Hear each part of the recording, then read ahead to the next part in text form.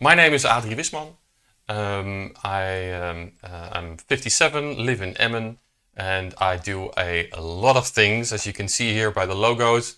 I have a company called IoT Nederland, IoT as in Internet of Things Nederland. I am a co-founder of Blockchain Lab Drenthe, which is a foundation that shares knowledge, experience, and insights about distributed ledger technology. And we do blockchain implementations and feasibility studies and all kinds of stuff. Then I am involved in Hackerspace Drenthe, and What the Hackathon is a company where we organize hackathons, and not only hackathons with the emphasis on hacking, because hacking in a hackathon, to me, hacking is not breaking into the Pentagon from a dark room in your own house. To me, hacking is being creative, thinking out of the box, solving problems, maybe in ways that nobody expected. So that is what you're going to do at a hackathon, and I'm going to talk to you about a lot of things. Here you see me in action. This was the Blockchain Hackathon Odyssey in 2018. Where I am with my team. Back then they allowed very big teams, right? Nowadays we prefer teams between 3 and 5 people, but then I had to take my own experts with me. So there you see 2 professors of law, for instance, I had with me. I had one ethical hacker with me, one lady who does UX UI design, etc. So I took my own Jedis to the Odyssey Hackathon. They had Jedis, experts, but this was their professor in university. I organize hackathons. Like I said, here you see some pictures of the hackathon, the online hackathon we did last year about future-proof drink water. There the teams had to design autonomous drinking and pumping drink water stations, right? This is critical infrastructure, and the water company said, well, we see more and more electricity outages because of solar panels, etc., and we want to design a drinking water pump station and a filter station that is fully autonomous. So that even if there is an electricity outage, that we can go on. So we had 100 students designing something for them. This is my hero. My hero is Sir Arthur C. Clarke, and he has a quote: "Any sufficiently advanced technology is indistinguishable from magic." And that's what I do all day. Magic, right? Of course, Elon Musk had to make something different of that. Any sufficiently advanced magic is indistinguishable from technology, right? But if it's about artificial intelligence, blockchain, smart cities, Internet of Things, etc., that's when you can wake me up at night. So now you know that I'm a tech nerd, and we can go on. We're going to talk about hackathons. And not everybody knows what a hackathon is. Just let me start with a small definition, right? A hackathon is an inventor's competition, right? It's a game. It's hacking as a sport, being creative, and the word hackathon it consists of 2 parts: hacking and thon. The hacking I already explained what that is.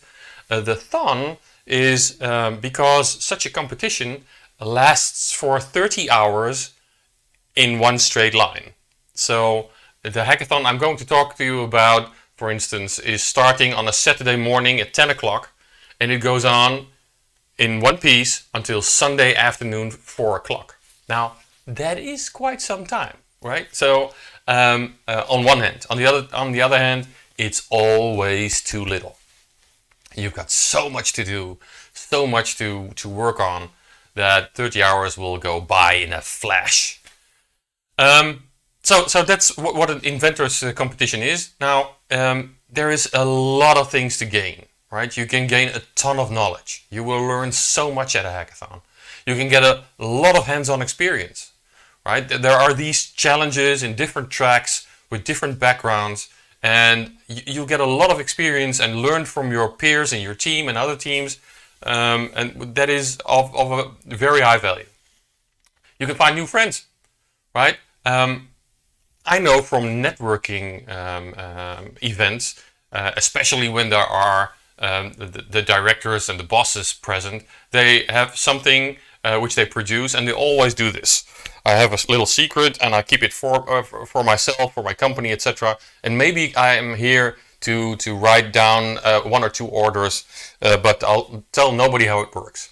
When you have a meetup with technicians, right? They walk with their laptops open, right? And how can I help you? And see this, you can find it there and there.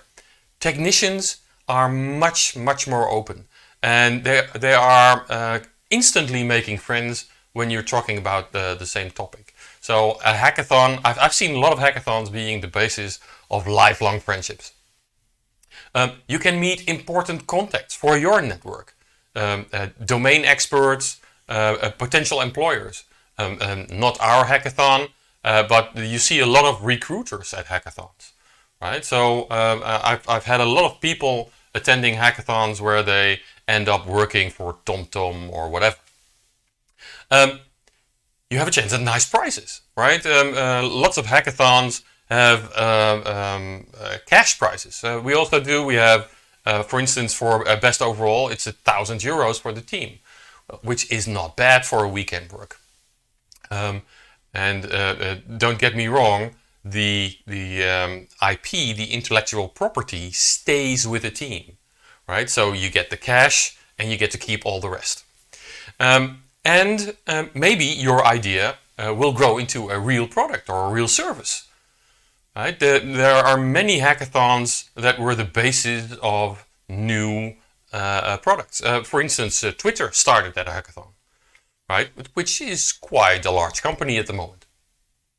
And all you have to lose is a little bit of time, right? One Saturday and one Sunday, and maybe, it depends on you, a little bit of sleep is what you will lose. But you will be absolutely amazed. I am always amazed. I've done many hackathons, but I am still amazed what people can achieve in only 30 hours, right? And that's because there's a special kind of energy. To people who have never been to a hackathon, if I had to explain it, imagine yourself sitting at home on your couch in your living room, you've got nice music on, your favorite band is playing in the background, you've got something to drink, you're okay, the world is okay, right? At that moment, you're not going to stand in your living room waving with a lighter onto the music, right? You're not dumb. Now, if the same band plays the same music in a football stadium with 30,000 other fans, you're gonna do that, right? You're gonna be enthusiastic. There's a special kind of energy being released when so many people do the same thing and are so enthusiastic. Something like that happens at a hackathon. I mean, you're not gonna stand there with a lighter, right? But you are going to feel the energy of all the teams solving challenges, and of course they are competitors in the end. But at the moment, you will see that the teams will also help each other, right? Solving problems, because they are technicians, open laptops, etc. So it's a very special atmosphere, and there are many opportunities for you, but you'll have to be open for it, right? It's all in your own hands what you will get out of this hackathon. But chances are very high that at least one of these points will be in your favor and that you'll take something very nice home. Okay. I'm talking about our next event is the Blingathon. Before I start telling you about your preparations and how to behave at the hackathon and even after the hackathon, I'm going to announce the hackathon we are organizing. It's called the Blingathon. And Blingathon because it's of Interest Project Bling, and Blink stands for Blockchain in Government. Right? The Blink project is a project where 14 partners from 6 North Sea region countries are building pilots together in the public service domain. So there are, of course, universities involved: Göteborg, Aalborg, Oldenburg, Edinburgh, Ho West, to name a few. But also the city of Groningen, at CGIB, right? You know, the judicial department that collects the traffic fines, CGIB. They have a very nice use case, a pilot working on blockchain. It's called the financial handbrake. And the financial handbrake works as follows. If somebody drives through a red traffic light, you get a fine, 240 euros, I believe it is. Now, if you're living under a certain social minimum income, you cannot pay 240 euros, right? And if you don't pay it, 3 weeks later, they will double it, right? So 480 euros. Well, if you couldn't pay 240, you can certainly not pay 480. So they designed a system where you can go to your municipality and get a token, a proof that you are under this social minimum income. You can send this proof to the CGIB. They will test it. They will see if it's still valid. Then maybe you got a job in the meantime and it's an old certificate. And when it's valid, then you still have to pay your fine, right? It's not a blank permit to run through red traffic lights. No, you still have to pay your bill, but you can pay it in rates and they don't double it, right? So they won't get the people who are already having a hard time financially and throwing them off the cliff. So that's the blockchain project of CGIB. Now we are organizing this blockchain in government hackathon on November 13th and 14th, on a Saturday and a Sunday. And it's a hackathon with 5 tracks. The first track is transport. The second track is energy. The third track is e-voting, verifiable credentials. And we have one about electronic messages, secure delivery of electronic messages and chats, etc. You can imagine for official documents like judicial documents, judges still don't use electronic delivery, right? And there's the token project in Europe, and they are keen on inventing a special secure delivery system. That's track 5. I've got an animation movie I want to show you about that, and then we'll start with the rest of my presentation. Blockchain enthusiast? Are you a creative person with loads of ideas? Then Interreg Project Bling is organizing a blockchain hackathon for you on November 13th and 14th this year. You are going to solve challenges in the field of energy, transport, verifiable credentials, e-voting, and more. Going from idea to prototype, presenting your product to international jury members to compete for nice cash prizes. In this hybrid on and offline event, students, entrepreneurs, and many other people from several European countries will go on an amazing adventure to do things they've never done, to solve problems they've never seen before, in only 30 hours. A great network of international expert coaches, interesting workshops, a gaming track, and a great atmosphere are all waiting for you. So join us. Register for the Blingathon on November 13th and 14th via www.blingathon.eu and design the future with blockchain.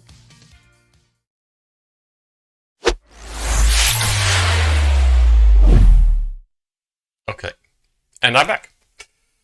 Let me start with giving you some information about how to win a hackathon. Here's a few special quotes from Abraham Lincoln. He said, "Failing to prepare is preparing to fail." And people think there's this romantic picture of people just going to a hackathon without any preparations, not sleeping, and the next day they win with this fabulous idea with which they are going to conquer the world. Maybe that can happen, but the chances are very slim, right? Luck favors the well-prepared. So failing to prepare is preparing to fail. Abraham Lincoln said it already. Give me 6 hours to chop down a tree and I will spend the first 4 hours sharpening the axe. And that's one thing I'm going to talk to you about. These are the topics I'm going to address, and a few more even. We're going to talk about the team. How do you assemble a team? We're going to talk about the idea. How do you get the right ideas, the original ideas? During the hackathon, what you're going to do, how do you plan your work? A special attention is being paid to the delivery of your pitch. And after the hackathon even, there are some things you can do which are very important. So there's lots of things to talk about, and we'll see. Here you have a timeline. You see from you can see my cursor. From registering at the hackathon till the reward ceremony, and even a little bit later on, there are several things you can do. For instance, between registration and the start of the hackathon, you can start your preparations, set up your environment, for instance, your tool chain. And that's what I call sharpening your axe. Get your team together and meet them in an evening and talk about what their specialities are, right? What they do best, what their weak points are, because you have to operate like a team. It's very important. Then at the start of the hackathon, work your plan. There is 30 hours, and although that might seem like a lot, it's going to be over in a flash. There are workshops you want to attend to. There's even a gaming track. There are all kinds of things you have to do, and you have to start preparing for your pitch. So plan ahead. We're going to talk about that plan also, and then execute that plan. It'll give you a much more relaxation in your head. The pressure will be much less than for other teams. Then there's the deadline where you have to deliver your pitch, and then there is the final. The final means the jury is going to watch your pitch, and they are going to ask you some questions about how you solved, what your solution is, how you solve the challenge. So there are tricks to have the questionnaire from the jury also as a part of your pitch. All right, we're going to talk about that later. Okay, let's go to the next slide. First, I want to talk about the team.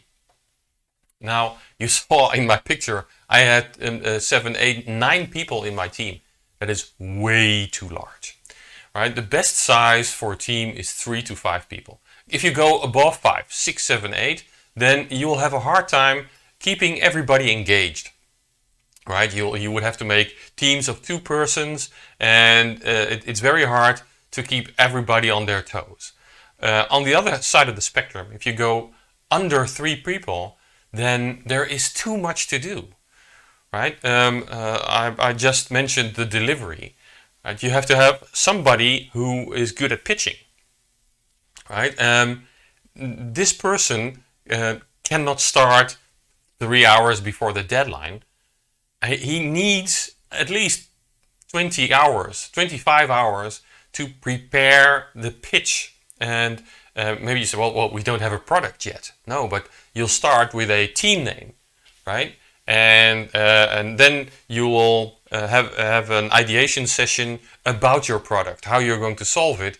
And then there will be a product name, right? And this person can already build a framework in which way he or she wants to pitch the idea to the jury. So it's very important to start very early with that.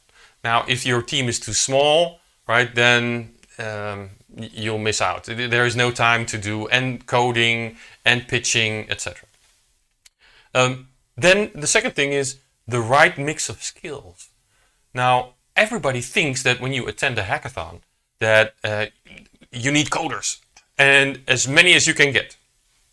Absolutely not true. What you need is the right mix of skills, right? Their skills might be in pitching. Their skills might be in business development. Their skills might be in UX UI design. Of course, you need 1 or 2 coders, but the rest of the team is, I think, nearly as or even more important than the coder, right? So find people who can enhance your team. Now, if you register as a team at our hackathon, then we will leave your team intact. I mean, you registered 5 people, you know what you're doing. With those people you are going to attend as a team. But you can also register as a solo person. Then we are going to ask a little bit more for your background information. Are you a coder? Are you a marketeer? Are you whatever? Then we'll find a team which lacks that skill. So you'll be an enhancement to that team. And together you will achieve more. Now, it looks, like I said, it looks very romantic. You put 5 coders in a team. But if you put 5 coders in a team and they are sitting at their desk for 30 hours, you'll get something with 30 knobs which you can turn, but the product will not work, right? It'll stay a very basic prototype. The same is when you put 5 marketeers on a team, right? And they start building pitches from the start, etc. You will get a fantastic story, but not a working product. So find the right people to enhance the whole team, and that's how you get the best result. Now, you found the right people. Now, how are you going to work together? And the first thing you have to do is talk to each other and be bluntly honest. Now, what is your best skill? Are you better at coding? Are you better at front end? Are you better at back end? What is the topic where you can shine, where you can really make a difference for your team? And that is important to know, but even more important to know is what you are bad at, right? What somebody else should do instead of you. So find that out. And when you know that, assign roles and responsibilities. Now, of course, you might be very good friends and nobody is the alpha male, etc. But in a hackathon where you only have 30 hours, you need someone to be the captain. You need somebody with oversight that says, okay, we're going in that direction and you're going to do A and you're going to do B, right? He doesn't have to be very dominant, but you need somebody to lead the project, right? So assign such a role and give him the responsibility. Not only give the captain the responsibility, but there is a person responsible for front end. There is a person responsible for back end, etc. So assign that. And like I said, who is the coordinator or the captain? And practice that. This might sound silly, but we use a serious game to find out who is good at what. And this is some inside information, but at the hackathon we have a gaming track, and our game masters are going to play a game with you called Keep Talking and Nobody Explodes. Now, Keep Talking and Nobody Explodes is a game, it looks like an escape room, right? There is a bomb, a time bomb, with all kinds of wires and puzzles on it, and one of you is one of your team is going to see the bomb on its screen, right? But he doesn't know how to defuse it. The rest of the team will have the manual on how to defuse the bomb, but cannot see the bomb. So within a few minutes time, you will have to start communicating with each other, right? The team has to ask the right questions to the guy sitting on the bomb, and the guy sitting on the bomb has to give the right answers to the team. Only if you work together he will survive. There's a bomb ticking, and after 5 minutes it will explode, etc. It'll be a mess, I guarantee you. But you will see that in a few of these rounds that will play with you, you will start communicating a lot better.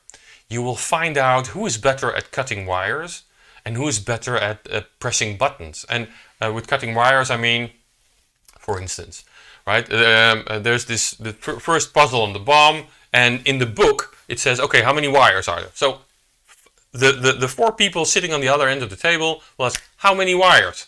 5 wires, he says. Then they go in the table and says, 5 wires. Okay, how many of those are yellow? 2. Okay, how many of those are blue? 1. Okay, cut the green wire. That's what in the book it says. But 4 people are doing the same thing with the same finger on the same page.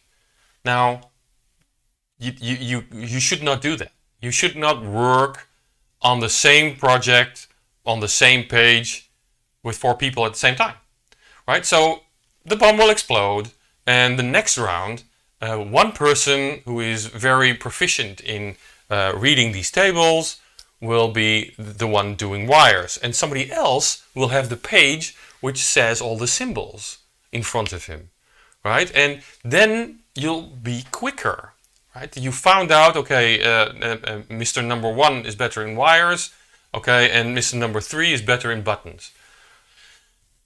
After 3-4 rounds, you will have found that out. Practice something like that, right? You will find out who's better at coding, who's better at pitching, who's better at coordinating, etc. Use a serious game. Okay, like I said, communication. Communication is very important. The game we play is called Keep Talking and Nobody Explodes. Now, keep talking, all right, and you will win a hackathon.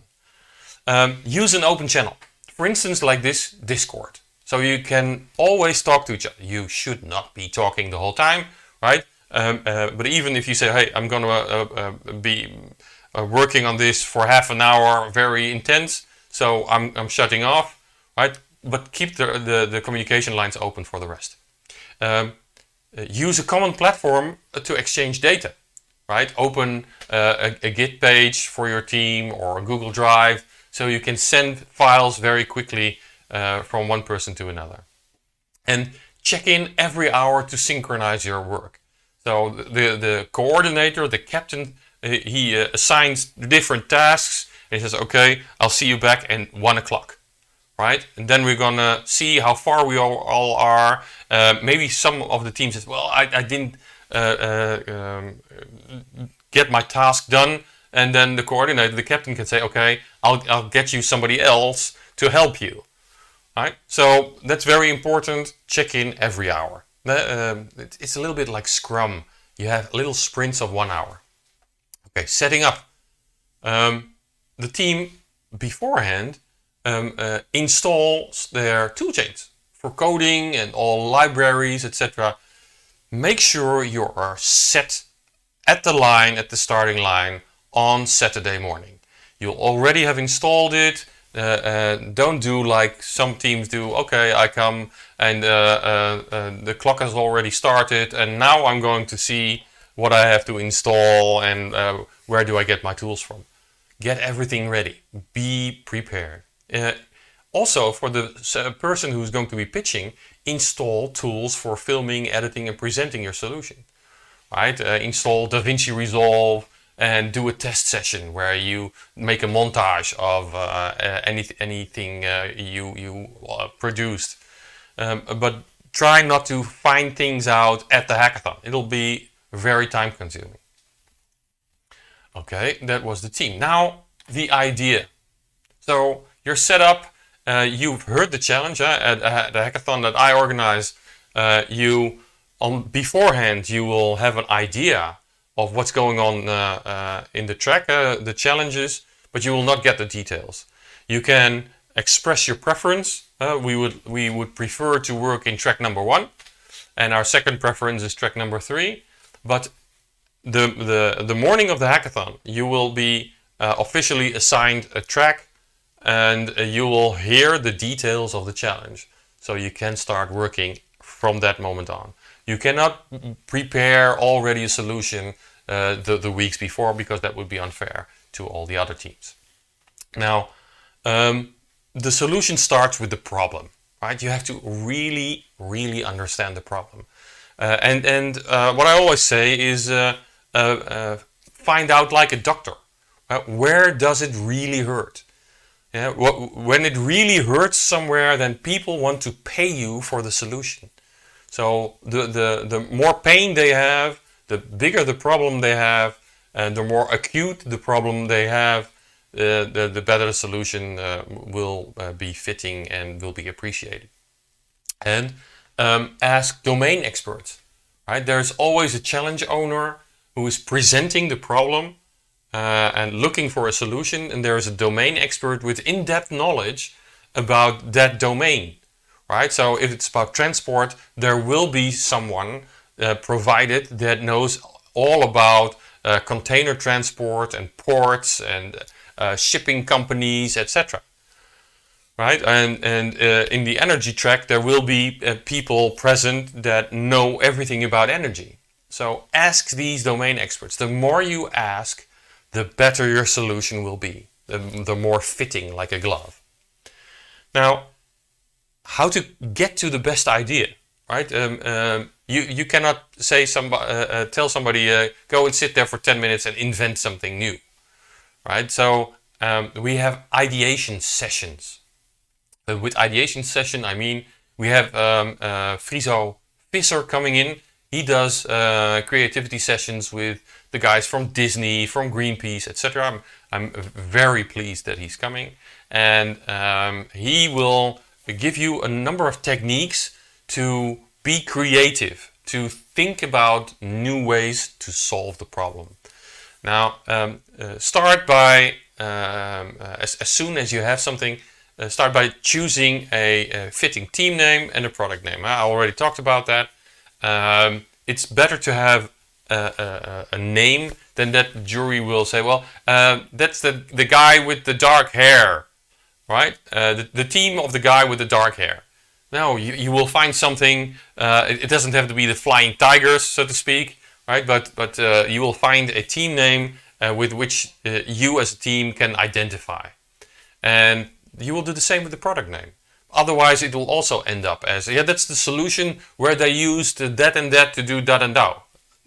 No, this is the Transport 2000 system. Who cares, right? Find a name and make people remember. Be as creative in that ideation session as possible. With that I mean no idea is bad. Right? So if a colleague from you in your team comes up with a crazy idea, don't dismiss it. Says, okay, well, that might be an idea, but maybe we should build that and that on top of it. Right? Always put a plus on the idea of somebody else. And in this phase, what we call the divergence session, no idea is crazy enough.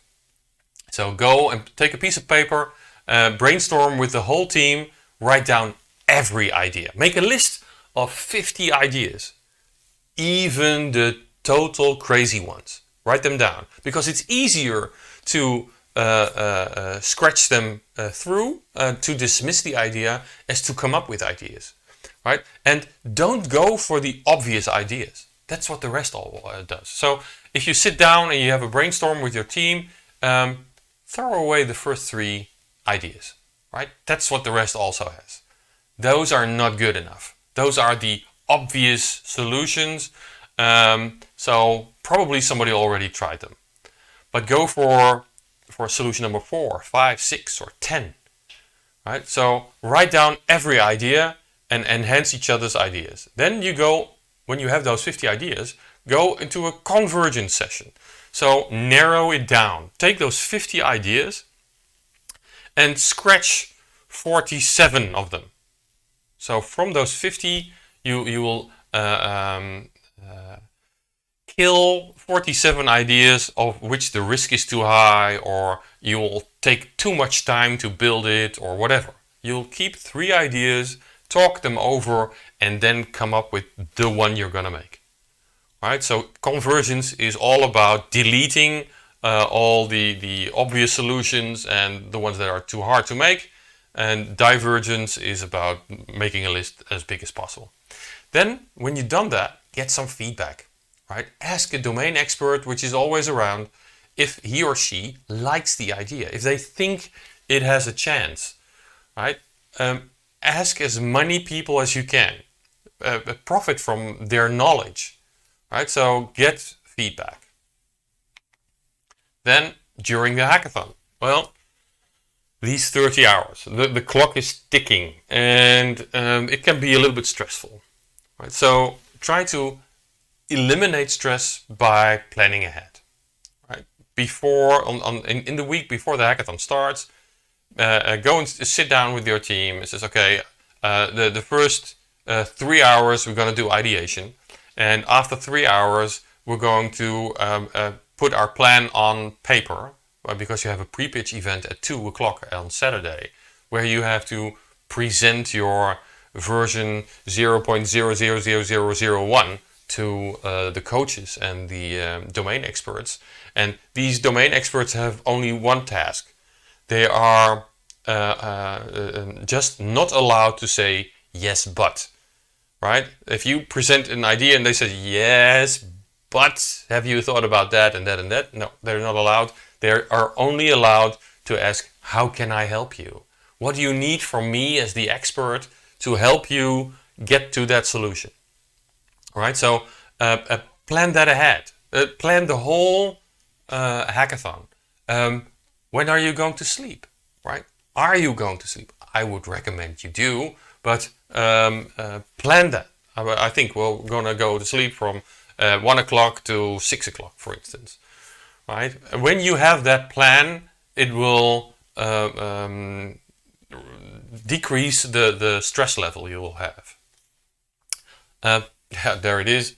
Take your rest.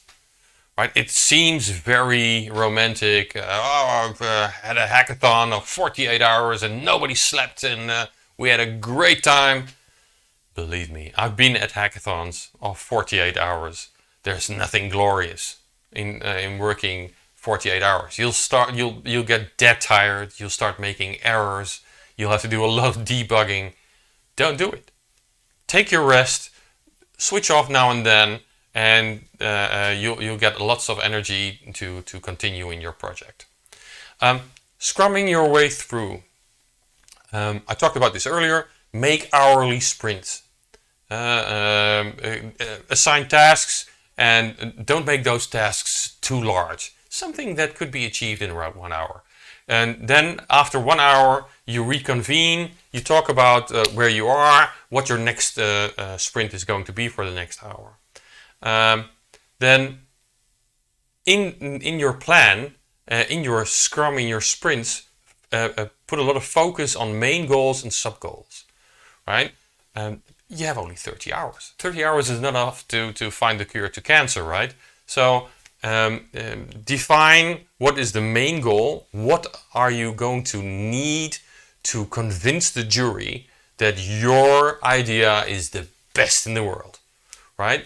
And focus on those main tasks. And if you have time left, which is nearly never the case, then you can put in some sub-goals, some bonuses, right? If we have that, then we could also show the jury that, and that, some small things, right? But this focus is what's going to be your target, the thing you need the most in those 30 hours.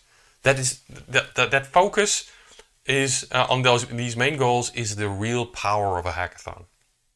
How can people in a hackathon, a team in a hackathon, achieve in only 30 hours what sometimes a team working at a company cannot achieve in a year, right? Now, these people working on that challenge, on that problem in that company for a year have been approaching the problem from this side, and they have had no luck. They have always tried to push through and find a solution, but they didn't succeed. Now, at the hackathon, there are 5 fresh guys in a team, and they approach the problem from this side, right? And not being hindered by all kinds of knowledge and laws and rules and regulations. They approach it from this side and solve the problem, right? But only if they focus on achieving the main goals, right? And not being distracted by all kind of nitty gritty. So in that 30 hours they push through, and they can, after the hackathon, refine their ideas and put in some sub goals. Ask the experts lots of questions, right? These people are there to help you. So I would nearly say annoy them with your questions. These people have a lot of knowledge and experience, and draw from them, right?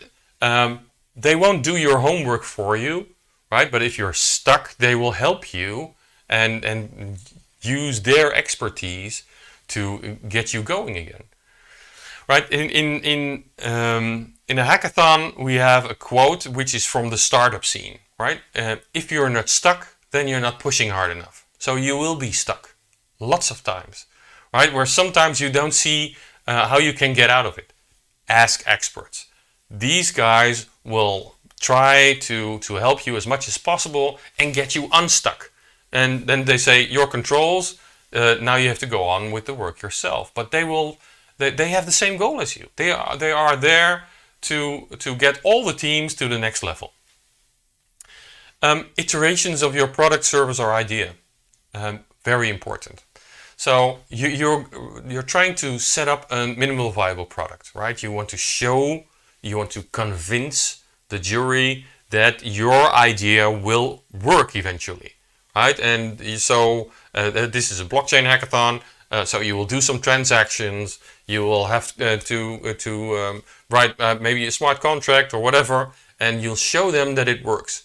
Even it's only a very basic principle, but that's a minimum viable product, right? So set up the MVP, create wireframes and mockups, right? Fake it until you make it, right? Maybe some of you can buy a whole ecosystem in 30 hours. Most of you cannot. So make a mockup of an app, put some buttons on there, show them what happens, show them how your concept will grow into a full product. Don't be afraid to start over again. Now, that might seem silly, but mostly the hackathons we did in the physical world, so not the online hackathons, I start with a simple game. Sorry. A simple game called the Marshmallow Challenge. So this game is, every team gets a handful of dry spaghetti, a tape of 1 meter, a piece of string of 1 meter, and a marshmallow. Now, the task they have to do in the 10 minutes is they have to build a freestanding structure from that spaghetti, tape, and string, and put the marshmallow on top. Right? The team with the highest freestanding structure will win a prize. Now, there's a trick to that. The trick is that the teams that are most successful are mostly children of a basic school, right? How do you call that? The 8, 9, 10-year-olds that go to school. Because what they do is they take 4 strands of spaghetti, they put the marshmallow on top, and it falls over. Okay, that doesn't work. So they take 4 half strands of spaghetti, put the marshmallow on top, and it stays. Right? And they will do, in 10 minutes, they will do 8 iterations. Every time improving a little bit. Finding out what works and what doesn't work. Now, I've played this game also with directors of companies. I've played this game with students of architecture. They will lose of the school children. Why? Because they're going to sketch and design for 9.5 minutes. Then in 30 seconds they will build an Eiffel Tower. Fantastic thing. And then they will put the marshmallow on top and everything falls down. What I mean with that is don't be afraid to start over. Right? Just because you've invested a lot of time doesn't make this idea a good idea. Maybe there are better ideas. Be the team that has the courage to throw it all away and start all over. You are wiser now. You know what works and what doesn't work, right? But it's scary, right? Because you started with 30 hours and now you only have 15 hours to make a new product. Don't be afraid to start all over. Create a fan base. Now, all of you know social media, right? The Instagrams, the Twitters, the Facebooks, etc. Use this. Show your work. Show what you're working on social media. There is an audience award at the end. So not only the jury has to vote for the best, there is also an audience who has to vote for the best solution. And there will also be a prize for it. So create a fan base. But not only create a fan base, there are also people watching who are experts, right? So use the knowledge of the crowd. Ask them questions. Who can help us? We're looking for that and that. Who knows that and that, right? There's a whole world outside of your room that you can ask to join you, right? So really use that kind of team, enhanced team, so to speak. Delivery. Delivery is a special thing. With that I mean presenting is a very big part of winning. You can have a fantastic product, but if your pitch goes down the drain, then the jury will need a lot of imagination to see that this product was the real winner. Now, if you really stick the presentation, right? Even if your product might be a little bit crumbly, then their imagination will do the rest, right? So when you do the pitch for your jury pitch, you will have to make a movie for 2 minutes max. Then first start with showing where the pain is, right? You have the challenge, but you'll have to boil that challenge down to 2-3 sentences. Okay, every year 10,000 people do that and that, and it'll cost them so and so much money. Or every year in the port of Bremen 50 containers get lost or stolen, and that is around 1 billion of value, for instance. Right? So where is the pain? And then you could expand a little bit on that, right? Because 1 billion of value means that 2 companies have to close. Now, the second thing is show your team. There is one person presenting the pitch, right? But it's like Formula One, right? Lewis Hamilton or Max Verstappen, they are in the car. But they have a team of 1,000 people sitting behind their desks and in the factory and looking at data, etc. Show also the other people in your team. Give them names, give them faces. So the jury will have a complete picture of who has been working on it. Now, present your solution. Right? Show the proof of concept. And the best thing would be is to show really an app or whatever to them. Maybe already publish it somewhere so they can get it on their own phone, right? And explain which technology you used and why you did that, right? We used a blockchain solution that was feeless and is very energy efficient, for instance, because we're working on a sustainability project, and we cannot ask the citizens to save energy while we burn the energy for our blockchain transactions, for instance. Right? So explain which technology you use and why, and show what and where the profit or potential is, and also stretch that a little bit, right? So this will save so much money in the next 5 years, and that amount could be very big when you calculate it over 5 years, right? So really try to impress the people with these numbers.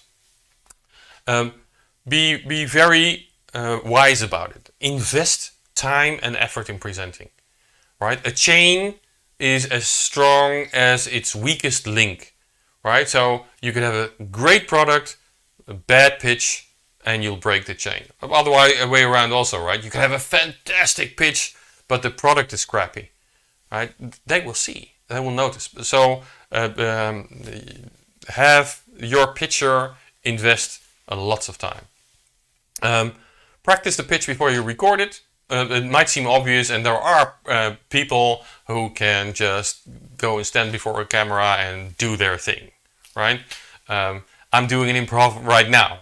I have these slides, but I'm talking about so many other things. But I practiced.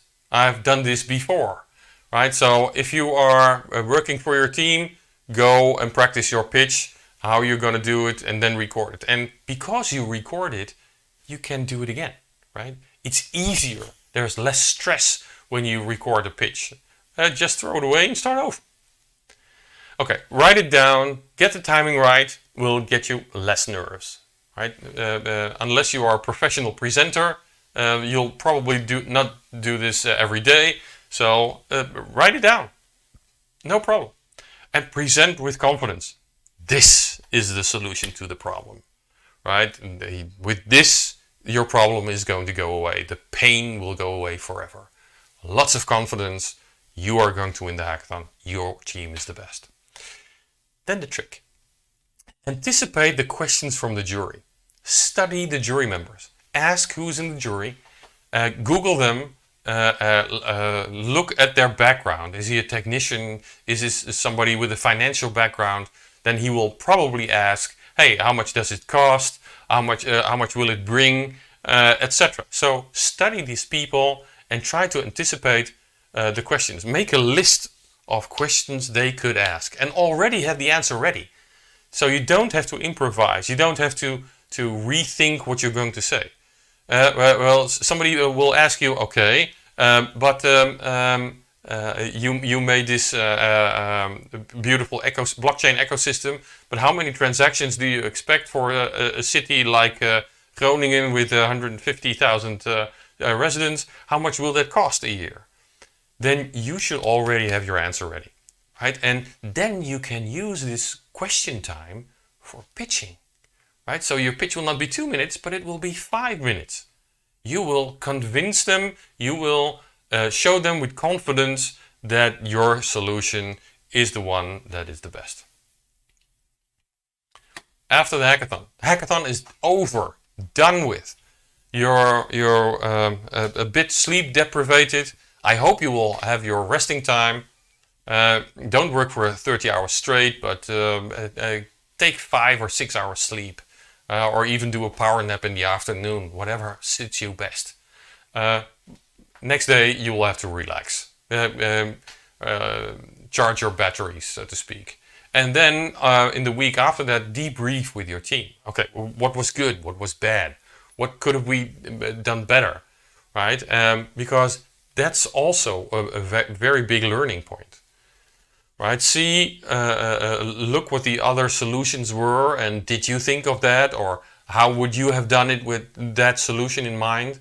So evaluate it and learn, grow. And then 85% of the people who attend a hackathon would like to attend another time. So plan your next hackathon. Talk to your team. If you want to work with the same team, or you want to switch out people, or there are people in your team who said, well, I did it once, never again, right? But plan ahead, see what theme, what topics fit your team, and go and look for one of the many hackathons that are online. Keep in touch with your team members, coaches, but also experts. Now, there are domain experts on a hackathon that want to help you, right? And there's also something magic about that. These domain experts are most of the time people, directors of companies, technicians who are pretty high in the hierarchy of such a company. These people are normally not open for contacts, external contacts. If you try to call them, you will get their secretary and you will be stopped. But as soon as the word hackathon arises and I contact them, would you like to be a domain expert at our hackathon? All doors open. Right? That's a little bit of magic. So they are also willing to help the teams. If I describe to them, well, these are students from that and that institute, and they are working on that and that challenge. Can they call you when they're stuck or when they need some more information? Nearly no one says no. It's always yes. Now, if you have a contact of that quality, try to afterwards connect with them on LinkedIn. Try to keep that contact going.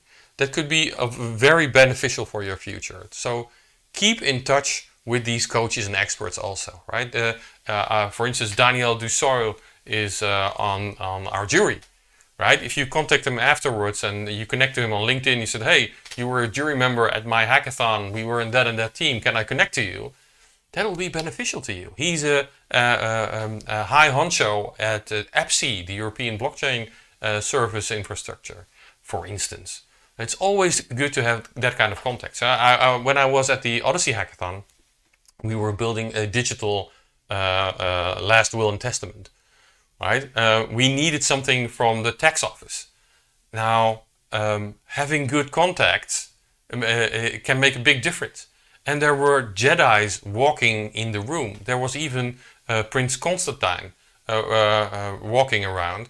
You could ask him to come to your table. Now, if you ask him to put a few telephone calls in from his phone, people will answer the phone and will listen to what he asks, right? If I call him and say, well, this is Adrie Wisman, could you help me, please? Who is Adrie Wisman, right? So be very careful with these contacts, nurture them, and keep in touch with these people. That is about the tips. What time is it? It's 8 o'clock already. So we had a lot of tips for the preparation, for the idea, for the team, for even during the hackathon and after the hackathon and pitching. Like I said, you don't have to do it, but luck favors the well prepared. So if you think about, even if you do only 2 of these 30 points I put on my sheet, you will be at an advantage. So try to look at it and try to work with your team and prepare for that.